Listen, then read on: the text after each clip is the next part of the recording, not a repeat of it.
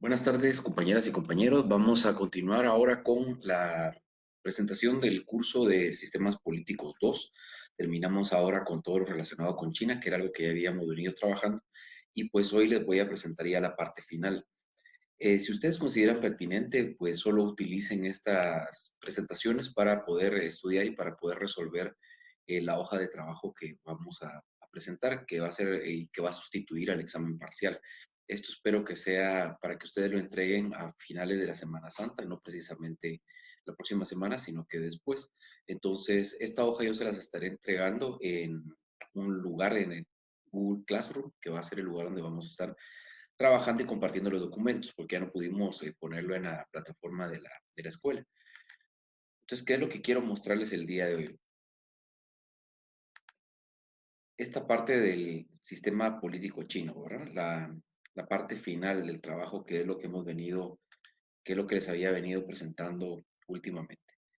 Bueno, entonces, como un resumen de todo esto, ¿qué es lo que vamos a presentarles hoy? Son las claves del sistema político de la China, que nos llevamos varias clases para poder explicar esto, que es un sistema de lo más complejo, pero también es un sistema bastante interesante y es el primer sistema, como ya se hacía la observación en un curso anterior, el sistema que se genera después de la Segunda Guerra Mundial. Bueno, entonces aquí está la revolución cultural, ¿no? Termina la revolución cultural y con la muerte de Mao, pues llega el reformismo a la China. Es algo que los chinos habían estado esperando desde hacía muchísimo tiempo, pues desde 1949 hasta 1976, con la muerte de Mao, se habían visto bajo esta lógica de la presencia del líder supremo de la revolución. ¿Qué pasa a partir de 1981? Pues aparece el nuevo líder, ¿no? Que es este señor Deng Xiaoping, y a partir de ahí empieza la transformación económica de la China hacia un modelo completamente diferente de lo que se había venido conociendo en los últimos años. Se hablaba del proceso de las cuatro modernizaciones. ¿Que eso qué implicaba? Implicaba la modernización en términos de la agricultura. Ya no iba a ser solo una agricultura con el tema de las cooperativas, sino que iba a ser una agricultura para todo el pueblo, que iban a poderse quedar con el superproducto que produjeran, es decir, la agricultura de subsistencia. Por otro lado, la recuperación de algunos territorios que habían sido cedidos a otros países o potencias mundiales, el caso Hong Kong, a Inglaterra. También el control de la natalidad, ¿verdad? Que iba a ser algo que iban a estar trabajando porque la población china había crecido dramáticamente en los últimos años hacia la década de los 80. Por otro lado, y otra de las revoluciones era la ruptura con el modelo soviético, es decir, ellos ya no tenían relaciones con Rusia y con la Unión Soviética, pero también rompían con ese modelo, iban a abrirse hacia el mercado. ¿Qué pasa entonces? La China entonces se transforma en cuestiones económicas y en cuestiones territoriales. Sin embargo, no hay un cambio en el partido político que gobierna el país. Así pueden ver ustedes que en la década de los 80 están las protestas gigantescas, el caso de Tiananmen, por ejemplo, donde murieron 10.000 personas entre estudiantes y personas organizadas que demandaban la apertura democrática del país.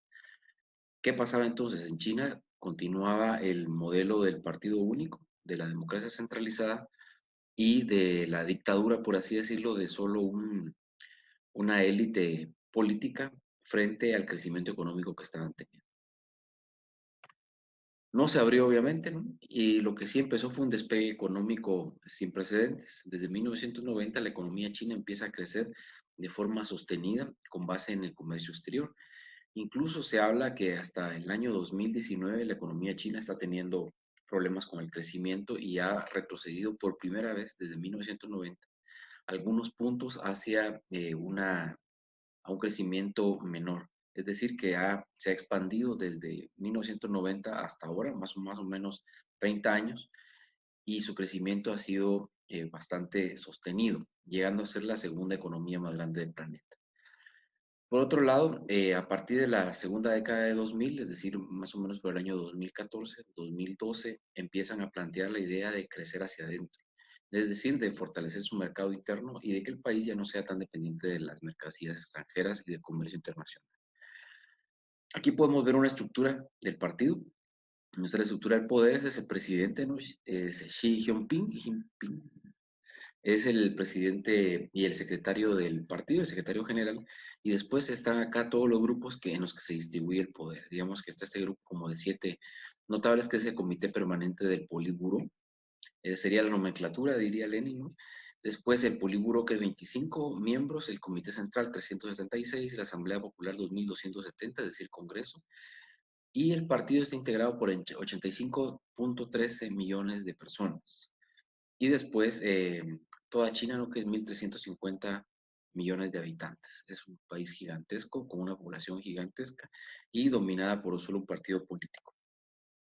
Bueno, ¿qué es lo que queda después de todo esto? ¿Cuáles son las claves para comprender el sistema político chino? Primero, es una monarquía en algún momento que pasa a ser una república, con el proceso revolucionario. Es más o menos lo mismo que sucede con la Unión Soviética. En 1949 se establece la idea de la democracia centralizada, es decir, un partido único, una democracia solo para un grupo de clases sociales. Un tema muy interesante es que no liquidan las clases sociales en la visión de la nueva democracia de Mao, sino que pretenden modernizar al país para poder llegar a un contexto en el que se desarrollara la lucha de clases de manera moderna, digamos, y después ya del socialismo optar al comunismo. Otro de los aspectos clave es que los experimentos de Mao y el culto a su personalidad convierten al país en una dictadura socialista. Eso es lo que les interesa a ustedes en términos del curso de sistemas políticos. Y por otro lado, el reformismo, que era lo que veíamos hasta ahora, abre al país económicamente y lo hace crecer, pero continúa siendo un régimen de partido único, es decir, un régimen totalitario, ¿no? Bueno, pues este es el final de la presentación. Ahora esperaría que ustedes pues tengan acceso a los demás documentos y que puedan seguirlos leyendo y puedan seguirlos viendo. El examen hoja de trabajo que les voy a estar enviando tiene como base esta información, entonces ahí ustedes van a poder ir trabajando. Ahora, ¿qué día tienen que entregarme ese documento? Eso es algo que a mí me gustaría que pudiéramos hablar en una clase grupal. Y esperaría que el día de mañana quizá podamos tener ese acercamiento, pero ustedes me dirán si se puede o no se puede hacer así. Y vamos a ver cómo trabajarlo, también con base en lo que los demás catedráticos les han venido pidiendo, también con el objeto de no colisionar con el trabajo que les están pidiendo, que entiendo que es bastante, ¿no? Bastantes tareas. Y pues bueno, por el momento sería esto. Les recuerdo que el 3 de abril ya se estará terminando las clases en escuelas, el día viernes no vamos a tener clases y empieza oficialmente el proceso de la Semana Santa, sería lo que en otros términos es la huelga de dolor. Pues bueno, entonces ahí estamos y estamos en comunicación. Voy a abrir el espacio en el Google Classroom para que ustedes puedan participar, e integrarse ahí y esperaría nada más que si alguien no tiene esta información, por favor se la hagan llegar. Muchas gracias.